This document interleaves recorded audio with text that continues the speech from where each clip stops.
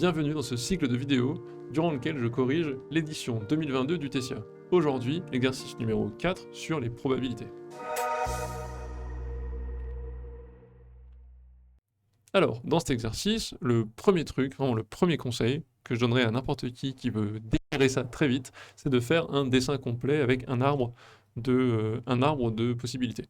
Si vous faites un dessin complet, j'ai passé un peu de temps sur l'exo, je pense que 90% de l'exercice, honnêtement, est torchable direct en observant les différentes branches du dessin. Comprenons d'abord la situation et voyons ce que ça donne. On vous dit, on a une boule bleue, trois boules rouges. Très bien.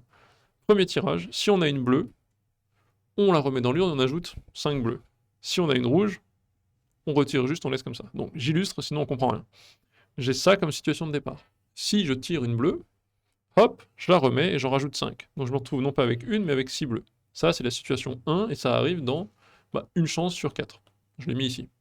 Si je tire une rouge, je ne fais rien de spécial, je retire juste la rouge, je me retrouve là-dedans.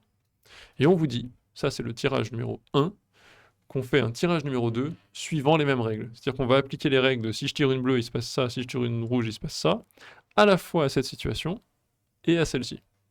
Donc là, il faudrait faire un arbre complet, mais moi j'ai de l'espace limité pour vous montrer bien les choses, donc il faudrait faire en gros un truc comme ça, un truc comme ça, un truc comme ça, un truc comme ça. Bon, je vais découper ça en deux, je vais repartir de cette situation 1 et vous montrer ce que ça donne. Donc si j'ai une bleue, je la laisse et j'en rajoute 5. Donc j'ai non pas 6 bleus, mais 11 bleus. Dans cette situation 1, si je tire une rouge, par contre, tout ce que je fais, c'est retirer une rouge. Ok, situation 2, c'est celle-ci. Qu'est-ce qui se passe quand je refais les mêmes règles? Si je tire une bleue, j'en rajoute 5, donc je passe de 1 à 6. Si j'enlève une rouge, j'enlève une rouge. Et j'ai mis les probas à chaque fois, là c'est une chance sur 3 de choper une bleue, deux chances sur 3 de choper une rouge. Là-haut, c'est pareil. J'avais 2 chances sur 3 de choper une bleue, parce qu'il y en a 6 pour 9, une chance sur 3 de choper une rouge. Maintenant que j'ai ce dessin, cette situation un peu complète dessinée sur ma feuille, sur mon brouillon, etc., tout va être assez facile.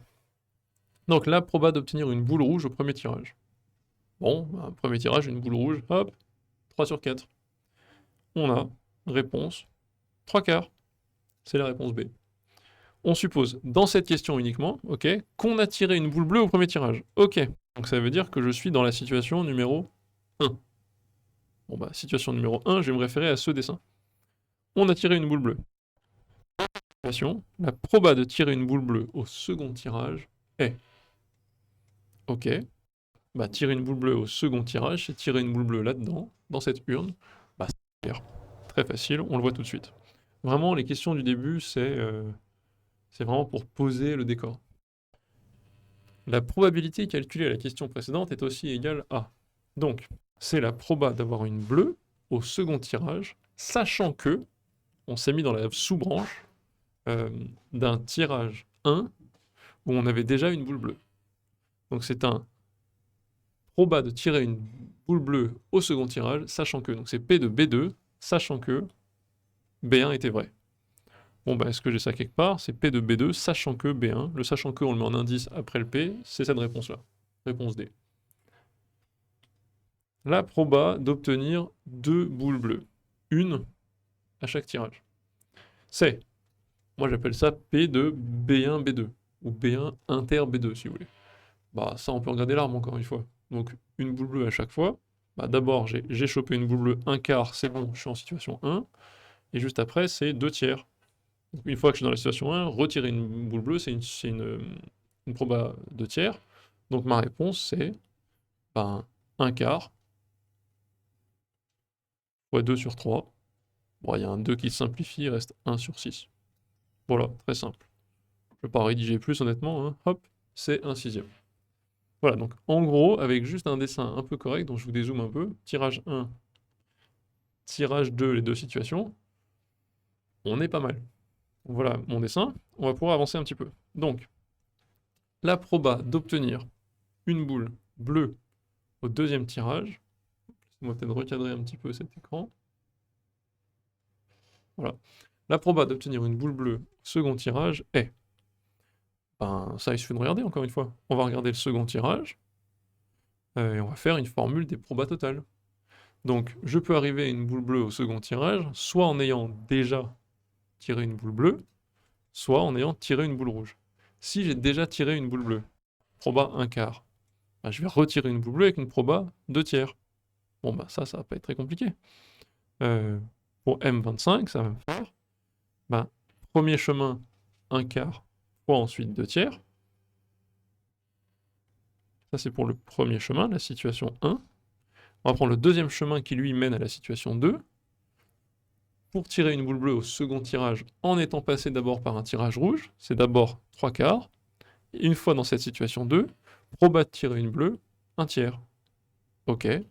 C'est donc, j'avais 1/4 de 2/3, et maintenant j'ai plus 3/4 de 1/3. Assez facile. Tout ça, ça simplifie. Le premier, on sait que c'est un sixième, on l'avait déjà fait.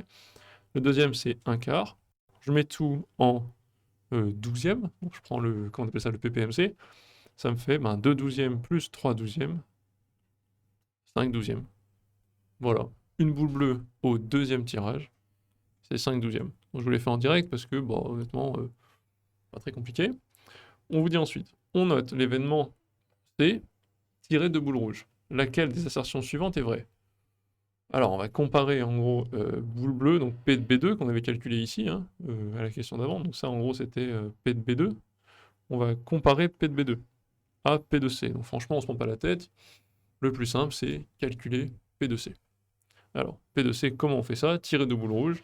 D'abord, tirer une boule rouge au début, 3/4, fois ensuite, donc 3/4 nous amène dans la situation 2, fois ensuite 2/3. Bon, 3/4 fois 2/3. P de C, c'est 3/4 fois 2/3. Les 3 se simplifient, ça c'est 1/2. Et 1/2, oups, c'est plus petit. Non, c'est faux, c'est 6 douzièmes, c'est plus grand que 5 douzièmes, égale P de B2. Donc P de B2 plus petit que P de C, tout simplement. Réponse C. Voilà. Donc ça, c'est pas très compliqué. Maintenant, dans la suite, on vous pose un petit peu un cadre pour faire quelque chose d'un petit peu différent, avec cette fois-ci une variable aléatoire, et on va calculer un petit peu des probas, et à la toute fin de l'exercice, l'espérance. Le Discord, j'en parle tout le temps, on est maintenant plus de 1200, n'hésitez pas à le rejoindre, c'est une communauté ultra positive, on parle de physique, d'informatique, on parle d'orientation, les gens répondent à vos questions de manière bienveillante, c'est vraiment chouette, beaucoup de partage. Allez, je vous laisse pour la suite de la correction, bye bye. Alors, pour ça, on vous dit, nous notons x, la variable aléatoire, donnant le nombre de boules bleues tirées dans l'expérience. Première étape, définir l'univers, l'ensemble des possibles dans cet univers. Donc, on écrit ça grand X de grand oméga. C'est pas bien compliqué. Combien de boules bleues peuvent être tirées? Soit j'en tire 0 parce que j'ai tiré avec des rouges, soit je tire une boule bleue au début et après je tire une rouge, soit je tire une rouge puis une bleue, soit je tire deux bleus. Bon, l'ensemble des possibilités, c'est 0, 1 ou 2. Question 2, combien vaut la probabilité P de x égale 1? Soit je fais un calcul complet des deux chemins possibles. C'est-à-dire, je prends d'abord une bleue, je vais à la situation 1, et je prends une rouge. Bon, ça me fera un truc genre 1/4 fois 1/3, plus je tire la situation où je tire une rouge, puis une bleue, donc ça sera plus 3/4 fois 1/3, un truc comme ça. Ça marche, il n'y a pas de problème. Moi, ce que je préfère faire, vu les calculs qu'on a déjà fait, c'est me rendre compte que j'ai déjà répondu en partie à la question grâce aux questions précédentes.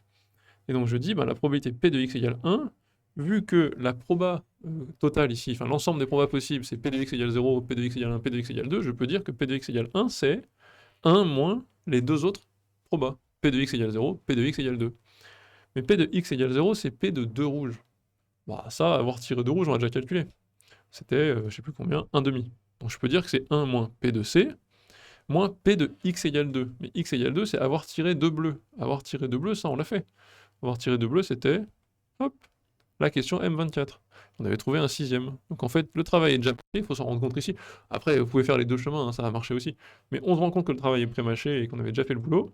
Ça fait 1 moins P de C moins ce que j'ai appelé P de B1, B2. Donc on enlève 1/2, puis 1 sixième à 1, ça fait 1/2 moins 1 sixième. Il ne reste plus que 1/3. Voilà la proba qui manquait. Donner sans justification l'espérance de x. Moi je vais vous faire la justification, hein, pas le choix. Pour faire l'espérance, c'est pas très compliqué. Il faut faire chacune des valeurs possibles prises par x multiplié par la proba d'avoir cette valeur. Donc je vais faire 0 fois, oups, je voulais juste un petit laser, pointeur, ok, 0 fois la proba d'obtenir 0, plus 1 fois la proba d'obtenir 1, plus 2 fois la proba d'obtenir 2. Ça donne 0 fois P de x égale 0, ici, ça fait 0, plus 1 fois P de x égale 1, je l'ai calculé au-dessus, c'est 1/3, plus 2 fois P de x égale 2, on avait dit que P de x égale 2, c'était 1 sixième. Donc voilà, ça me fait 2/3. pas trop compliqué. Vraiment, la clé à retenir, c'est faire un dessin, comme ça vous passez pas à côté, vous avez juste à lire les différentes branches de votre arbre, et ça va super vite. Donc dites-moi si vous avez des questions en commentaire, si vous avez des interrogations, des problèmes peut-être, et sinon je vous retrouve dans une prochaine vidéo. Bye bye!